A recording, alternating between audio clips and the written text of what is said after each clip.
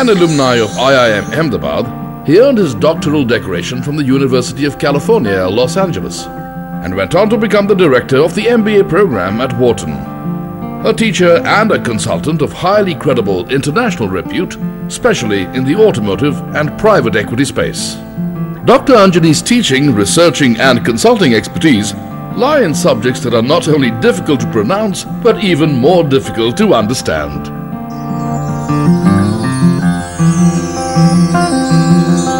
Optimization algorithms and probabilistic analysis of combinatorial problems and the such. Please extend a warm welcome to this unassuming man who deals in the most difficult of difficulties, Dr. Anjani Jain. I would now like to invite Dr. Anjani Jain.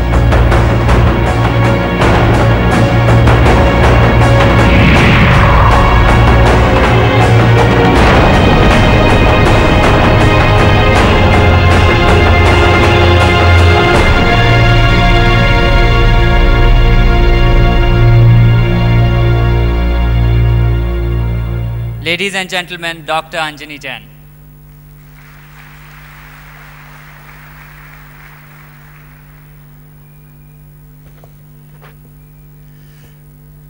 Distinguished guests and dear students, आपके आमंत्रण का मैं बहुत आभारी हूँ।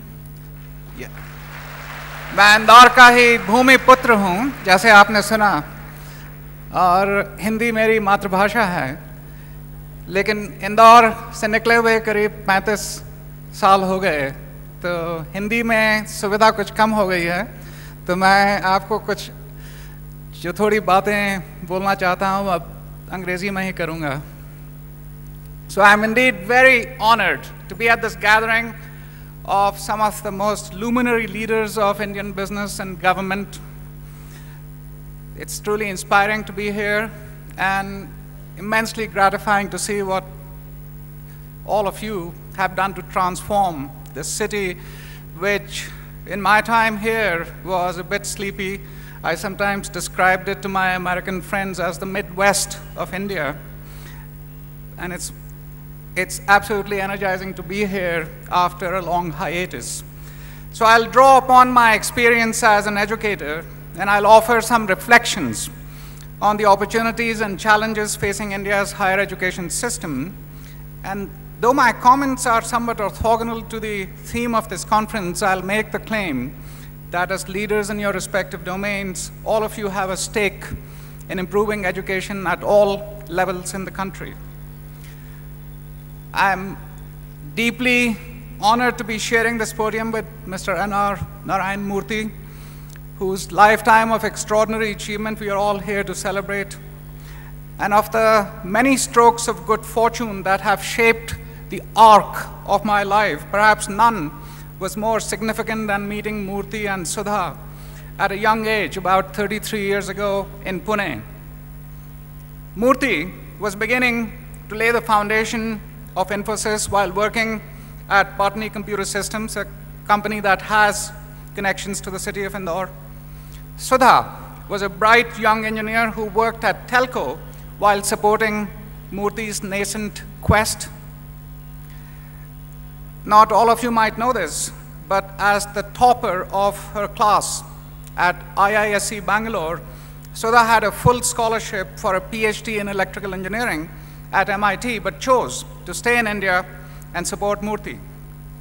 I had recently graduated from IIM Ahmedabad and had joined a think tank in Pune started by Professor J.G. Krishnaiah, who had left IIM Ahmedabad and gathered around him an extraordinary group of young people dedicated to the proposition that one could apply management principles to improve public sector and government organizations in India, which in that era occupied the commanding heights of the economy, as it was called.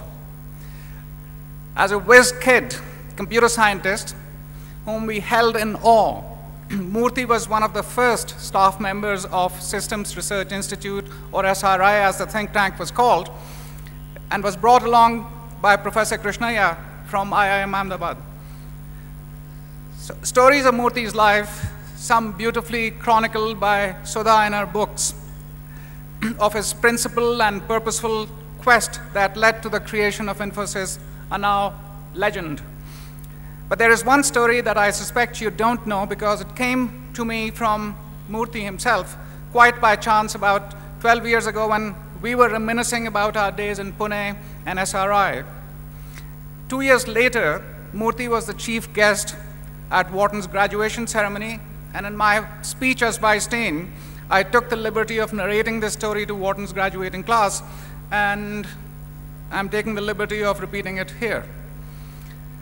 I told my students that when I finished my MBA and joined SRI, I was possessed of a certain self-conscious idealism and was conspicuously proud of having taken up a job that drew the lowest starting salary among my classmates, 1,000 rupees a month. In case you're wondering, this was no hardship wage. I suspect my income was still comfortably in the top decile of India's income distribution.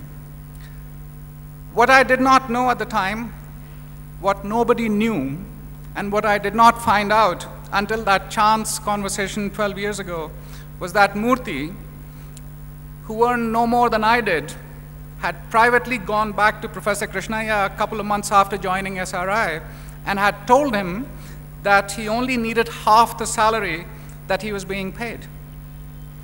Even if this idea had miraculously appeared to me, I wouldn't have tested my idealism that much. So I told our students that I was not going to ask them to go back to their employers and offer half their salaries back. But there was a message in the story about the courage of convictions and about humility and selflessness. I told them the Hindi proverb, Neki kar, darya mein dal. Do good deeds, then throw them in the river. An act of generosity requires no proclamation. It carries its own intrinsic reward. I have been an educator most of my life, but that is not what I aspired to growing up right here.